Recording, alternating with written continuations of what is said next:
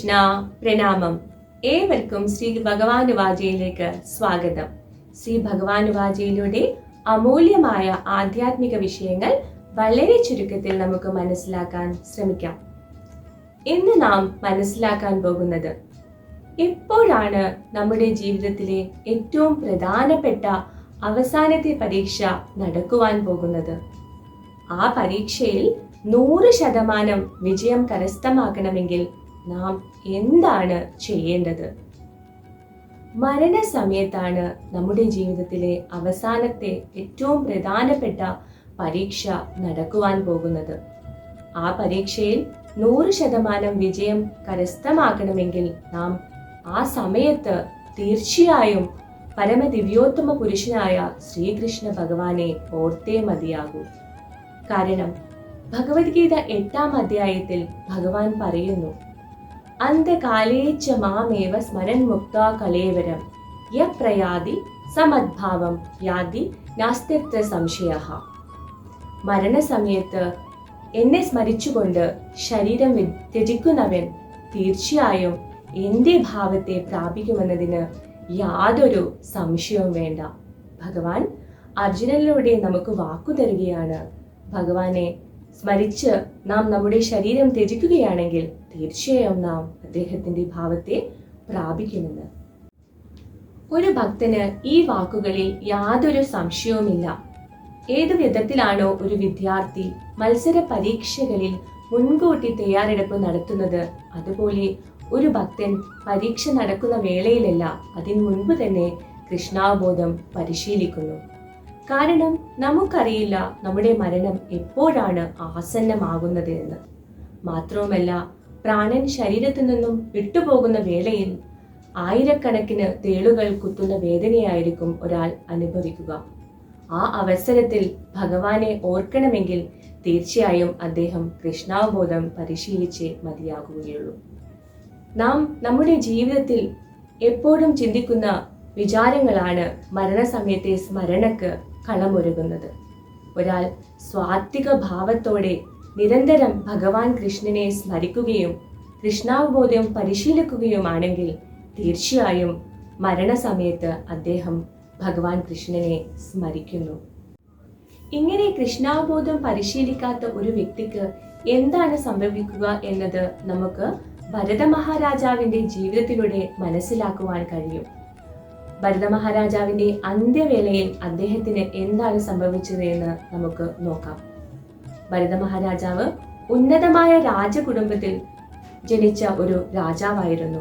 അദ്ദേഹം ഭാവതലത്തിലുള്ള ഒരു ഭക്തനായിരുന്നു. അദ്ദേഹത്തിന്റെ പേരിലാണ് ഭരതവർഷം അറിയപ്പെടുന്നത്. അദ്ദേഹത്തിന്റെ പൂർവികർ ജ്ഞാനികളും സമ്പന്നരുമായിരുന്നു. അദ്ദേഹവും അങ്ങനെ തന്നെ.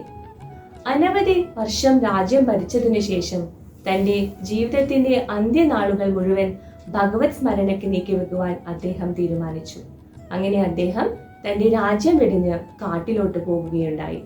കാട്ടിൽ വെച്ച് അദ്ദേഹം ഭഗവാന്റെ നാമജപത്തിലും സ്മരണയിലും മുഴുകി. എന്തിനു പറയുന്നു, ഉറക്കത്തിൽ പോലും അദ്ദേഹത്തിന് ഭഗവത് സ്മരണ മാത്രമേ ഉണ്ടായിരുന്നുള്ളൂ. അങ്ങനെയിരിക്കെ ഒരിക്കൽ ഗണ്ഡകി നദിയിൽ കുളിച്ചുകൊണ്ടിരിക്കെ അദ്ദേഹം ഒരു മാൻ വെള്ളം കുടിക്കുന്നത് കണ്ടു. ആ മാൻ ഗർഭിണിയായിരുന്നു. പെട്ടെന്ന് ഒരു ഭയാനകമായ ശബ്ദം ഉണ്ടാകുകയും ആ മാൻ പേടിച്ച് വിറച്ച് അവശയായി മുങ്ങി മരിക്കുകയും ചെയ്തു. മരണവേളയിൽ ആ മാൻ ഒരു മാൻ കുഞ്ഞിന് ജന്മം നൽകി. ഇതെല്ലാം കണ്ടുനിന്ന ഭരത മഹാരാജാവ് അനാഥമായ ആ മാൻ കുഞ്ഞിനെ സംരക്ഷിക്കുവാൻ തീരുമാനിച്ചു. അദ്ദേഹം ആ മാൻ കുഞ്ഞിനെ തന്റെ ആശ്രമത്തിലോട്ട് കൊണ്ടുവന്നു. ദിവസങ്ങൾ കഴിഞ്ഞുപോയി. ആ മാൻകുഞ്ഞ് അദ്ദേഹത്തിന്റെ അരുമയായി മാറി. അദ്ദേഹത്തിന് ആ മാൻകുഞ്ഞുമായി തീവ്ര ബന്ധമുണ്ടായി. ഊണിലും ഉറക്കത്തിലും സദാ അദ്ദേഹം ആ മാൻകുട്ടിയെ പറ്റി തന്നെ ചിന്തിച്ചിരുന്നു. ആ മാൻകുഞ്ഞ് കാട്ടിൽ മെയ്യുവാൻ പോയി തിരിച്ചു വരുവാൻ വൈകുകയാണെങ്കിൽ ഭരത മഹാരാജാവ് അതീവ ദുഃഖിതനായി കാണപ്പെട്ടു. എല്ലാ ബന്ധങ്ങളും ഉപേക്ഷിച്ച് ഭഗവത് സ്മരണയ്ക്ക് വേണ്ടി കാട്ടിൽ വന്ന ഭരത മഹാരാജാവിന്റെ ചിന്തയിൽ മുഴുവൻ ഇപ്പോൾ ആ മാൻകുഞ്ഞ് മാത്രമായി. അങ്ങനെ ദിവസങ്ങളും വർഷങ്ങളും കഴിഞ്ഞുപോയി. ഭരത മഹാരാജാവിന്റെ അന്ത്യവേളയായി. അന്ത്യവേളയിൽ പോലും മഹാമനുഷ്യനായിരുന്ന ഭരത മഹാരാജാവ് ആ മാൻകുഞ്ഞിനെ പറ്റി ചിന്തിച്ചതുകൊണ്ട് അടുത്ത ജന്മത്തിൽ അദ്ദേഹത്തിന് ഒരു മാനിന്റെ ശരീരം എടുക്കേണ്ടതായി വന്നു. നാം മരണവേളയിൽ എന്തിനെ പറ്റിയാണോ ചിന്തിക്കുന്നത്, നാം അതിനെ പ്രാപിക്കുമെന്ന് ഭഗവാൻ ഭഗവത്ഗീതയിലൂടെ നമുക്ക് പറഞ്ഞു തരുന്നു. ആധ്യാത്മികമായി ഭഗവത് സേവനത്തിൽ മുഴുകി ജീവിതം നയിക്കുന്ന ഒരാൾക്ക് അടുത്ത ജന്മത്തിൽ ഭൗതികമല്ല, മറിച്ച് ആധ്യാത്മിക ശരീരമാകും ലഭിക്കുക. അദ്ദേഹം ജനന മരണ ചക്രങ്ങൾ അതിക്രമിച്ച് സ്വധാമത്തിലോട്ട് പ്രവേശിക്കുവാനുള്ള യോഗ്യത നേടുന്നു. നിരന്തരമായ ഹരേ കൃഷ്ണ മഹാമന്ത്ര ജപം, ഹരേ കൃഷ്ണ കൃഷ്ണ കൃഷ്ണ ഹരേ ഹരേ, ഹരേ രാമ രാമ രാമ ഹരേ ഹരേ എന്ന ജപമത്രേ മരണവേളയിൽ ഒരാളുടെ മനോഭാവത്തെ നേരായ വഴിക്ക് തിരിക്കാനുതകുന്ന ഉത്തമമായ മാർഗം. ജന്മങ്ങളായി നാം ആർജിച്ച പാപങ്ങൾ ഹരിനാമ ജപത്തിലൂടെ ഇല്ലാതാകുന്നു. നാം പരിശുദ്ധരായി മാറി ഭഗവത് ധാമത്തിലോട്ട് പ്രവേശിക്കുവാനുള്ള യോഗ്യത നേടുന്നു. കലികാലേ നാമരൂപേ കൃഷ്ണ അവതാര. ഈ കലിയുഗത്തിൽ ഭഗവാന്റെ നാമത്തിലൂടെയാണ് ഭഗവാൻ അവതരിക്കുന്നത്.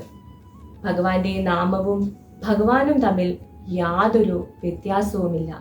ഹരേ കൃഷ്ണ, പ്രണാമം.